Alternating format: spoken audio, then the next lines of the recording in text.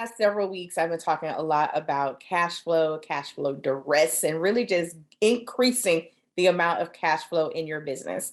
And recently, during a Convert Lab office hours, I was chatting with a client, and we all came to the conclusion that more revenue isn't going to magically make it all better, because a piece of that additional conversation is cash management and making sure you manage your cash properly. So, if you want to learn more about not only increasing the cash flow, but also the cash management, then I invite you to tune in.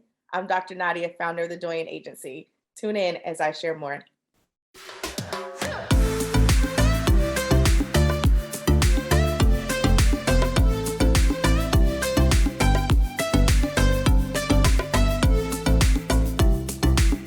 Cash flow duress is one of those things where you are so stressed out in your business around how you're going to keep things operating because the cash isn't flowing.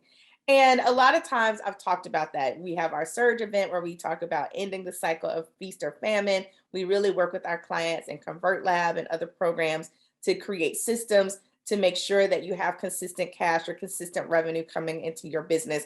And that is key. Like, you really need to know that and understand it. But there's a second piece to that that I feel like we don't necessarily talk a lot about. And that is the cash management piece of your business. And recently I was chatting with the client at our Convert Lab office hours, and she was just like, you know what?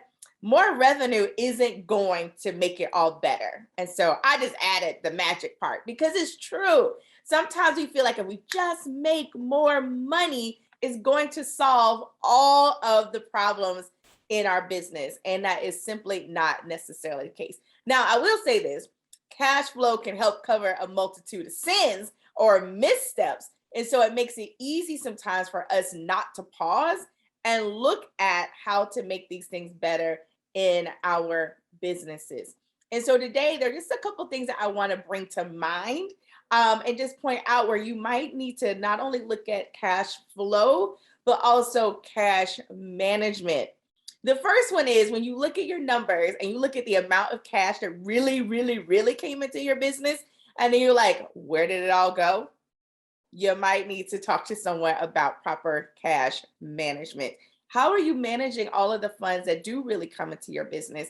Are you using systems that help make sure you get paid, that your team is paid on time, that you are able to do your forecasting and making decisions around what you invest in a way that feels good and keeps the business going? Or are you like, I'm going to make this investment and I'll figure out how to make the cash, and that is kind of the story of your life? Like, I get it. We're business owners. We make things happen. We take things that were once just an idea and bring it to fruition. But there are also times when we really have to execute better judgment and leverage systems and tools to help our businesses grow and flourish. The second thing is, do you have cash reserves? Like, do you have savings for your business that if something were to happen, you get sick, or things just take a dip in the economy, or you're launching a new product or service and you know it's just going to take some time to really get things going? Do you have cash reserves set aside so that your company isn't in that space of what I call cash flow duress? Because now you're just trying to make all of these decisions in your business, make them happen right away because you need the cash. I get it. We launch different things, and sometimes, I would dare say more times than we care to admit, it takes a lot longer than we expected for those things to happen. And so now we're stressed out, we're concerned, we don't know what's going to happen. And we either run out of funds and it just doesn't, we're not able to generate it fast enough. Or sometimes we do get it to market, but it's half done, it's half baked, it's not really done well or in excellence. And so that can also have a negative impact when it comes to client delivery, because now you're looking at the impact of whether or not people want to continue to work with your company. So you definitely want to look at that as well. And then the final thing I'll chat about today is, how are you paying yourself? Like, when was the last time you gave yourself a raise? And how much money do you actually bring home into your home? to support your lifestyle and your household and the things that you want to do personally.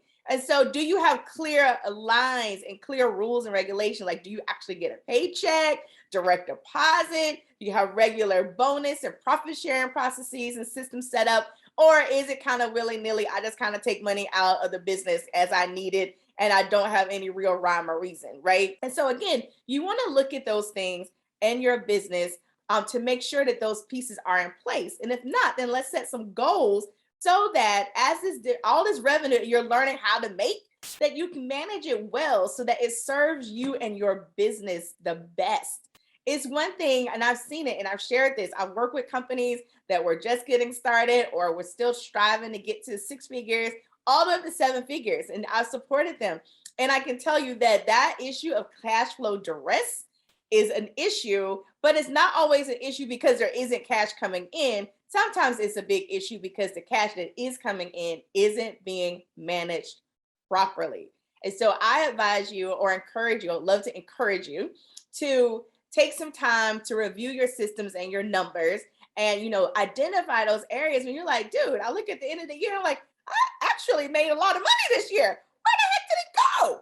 And, what do we need to do so that we can adjust that so that it's not that way, so that we're not feeling like we have to do things when we don't feel well or we're not able to take time off because we don't have enough cash in our businesses. And that also points to the lack of systems, but that's a whole nother story, right? That's a different video. And then I would encourage you to hire someone to help you with your cash management.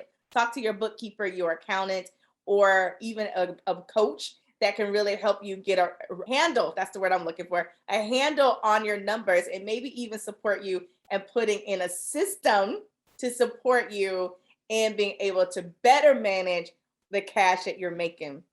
We work hard. Let's let our money work as hard for us as we do for it. This is Dr. Nadia with another episode of Straight Talk About Sales. And I really encourage you, take some time to do this because, again, we focus so much on generating revenue, but what happens with the revenue that does come in? And when we don't properly manage it, it is just as damaging as if we hadn't made it in the first place. Take care. I'll see you soon.